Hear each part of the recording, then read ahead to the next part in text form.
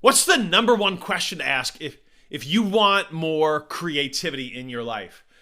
I think it was about a decade ago, I'm sitting on a plane and a young woman sits next to me, and she really bothered me. I put it this way. She took a frying pan out of her luggage and whacked me over the head with it. Now, that's not literally what happened, but it's not far from it. We're traveling. I was flying, I think, back from England. No, I'm sorry. I was flying to England because I was working with companies all over the world at that time and traveling a lot. And I was about to spend, I think, 8 or 9 days in England with clients. And this young lady said, "Oh, what are you traveling for? Where are you going? What are you traveling for?" Right? And I told her, and she said, "Oh, my dad used to travel a lot." I said, "Oh, no way. What kind of work?" She said, "Oh, in a business, whatever." I said, "What do you mean? What do you mean by a lot?" She said, "He went on," and she told me the number of trips. I don't remember the number. Maybe it was like 173 or something, but it was a specific number of trips that he took when she was young, and she knew the number. And I looked at her and I thought, "Wow, how do you know the number?" She said, He would bring me a stuffed animal when he returned from each of the trips, and I kept them all." Because I miss my dad so much. So now maybe you know what I mean. I mean, she whacked me over the head with the frying pan. Not literally, but it was worse than that. And what's the number one question that brings out creativity? Not just in you, but in people around you. What's the number one question? If you want more creativity in your life, if you want the people around you to have more creativity, what's the number one question? The number one question is this: what really bothers you? Not what bothers you sometimes. Not what bothers you a lot, but on occasion. But what really bothers you? Because that young woman, that interaction with that young woman, that bothered me. That bothered me. She really bothered me. And I thought, I got to change some things. And I thought, like, okay, what do you change in your business? So can you change anything in your business? Can you change anything in your career, right? Because creativity affects everything, doesn't it? It affects our relationships. It affects our finances. It affects our impact on the world around us. It affects everything. And I started thinking, like, how do I change this? It started to bother me. My schedule started to bother me. And I started to ask a different set of questions around my schedule. You want more creativity in your life? Dig into that question. What really bothers you? What really bothers you? I was talking with the CEO. Actually, I've been talking with a lot of CEOs and people who run nonprofits lately. And I'm hearing from them because something in their culture, something in their ability to change given the changing world really bothers them.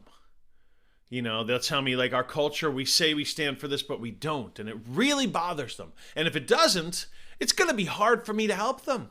If it doesn't, it's going to be hard for them to help themselves.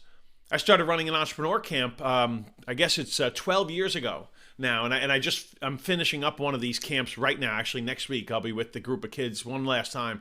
And I started this entrepreneur camp, this series of entrepreneur camps, mostly with teenagers, because it really bothered me. It really bothered me that I'd look around and I didn't see kids mowing their own lawns. I didn't see kids mowing lawns of neighbors. I didn't see kids making money shoveling snow or making money painting houses I didn't see kids learning some of the things, some of the lessons, some of the amazing character, skill, and a mindset lessons from being business owners, from being entrepreneurs as kids. And it bothered me. And it's not that I wanted kids to necessarily be entrepreneurial more often, but I wanted them to learn the work ethic, the responsibility, if I say I'm going to do it, I do it, the honesty, the actual connection, the relationship, the signing up for something, you're building trust with the people that you do business with, that you support, whether it's, baking cookies and actually delivering them, mowing a lawn, actually getting it done, starting some kind of technology or building a platform, teaching people something online, perhaps. I wanted them to get those lessons, and it really, really, really bothered me. You want more creativity in your life, whatever aspect of your life, as a parent, as a husband or a wife, as you know, in your finances, in your career, in the impact you have in the community around you. Get something that really bothers you. Get something that really bothers you, even in the middle of this latest entrepreneur experience. You know, a couple of the kids, I thought, I don't know if they're really getting it. I don't know if they're really getting it. And it bothered me. It bothered me. So I'd sit there and I'd say, okay, great. Here's the plan. Here's the curriculum. Here's some of the stuff we've done. See, we've done this with hundreds, probably 1,000 or so kids now, but at least in the high hundreds and hundreds of kids. And we have kind of a formula, a blueprint that works. But if somebody's not getting it, if it really bothers you, that facilitates creativity. That's a catalyst for creativity. And it bothered me. And I sat there and I thought, this one kid, these two kids, they're not getting it. They're not getting it. And at the last day of the last session we had, I started with the story, you know, the plane crash in the Andes Mountains. True story. The movie Alive is made about it. And this plane crashes in the 70s in the Andes Mountain. And they had this radio, and they're listening to the radio, and they hear announcements, you know, that there's a search party looking for this plane crash, looking for the survivors, trying to come and rescue them. And they'd hear this periodically. But on the 10th day, they heard a radio announcement that all search parties have been called off. You know, and one of those survivors was an 18-year-old kid who actually turned 19 on the mountains in the Andes, because they were in the mountains, I think, for over 2 months trying to survive, and not all of them survived.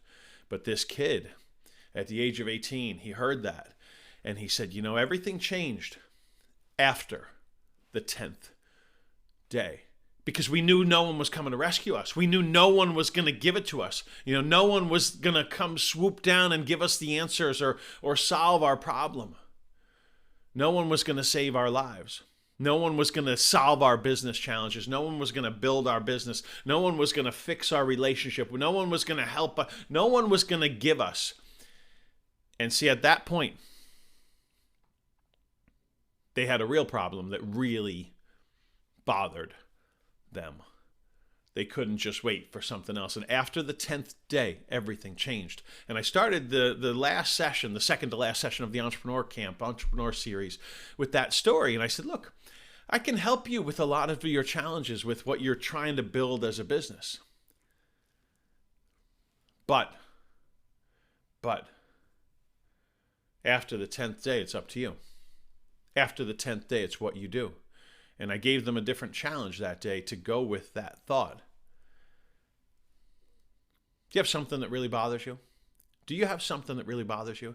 You see, it was before this plane interaction with this young woman who hit me over the head with a frying pan, who said, you know, my father gave me this many stuffed animals because he took this many trips. And it was before that I started looking for the clues of what it takes to be creative. I started studying the most creative people and leaders and organizations on the planet, trying to figure out what do they have in common, and trying to figure out, is there a blueprint? Is there a formula? Is there a recipe? Are there certain things that I could do, certain practical strategies, practical approaches, practical tools that I could use if I wanted more creativity? Because if I wanted to have a bigger impact, or shift the way I interacted with finances or relationships or serving people, I needed creativity, and I wanted to be able to do it intentionally, unleash it intentionally.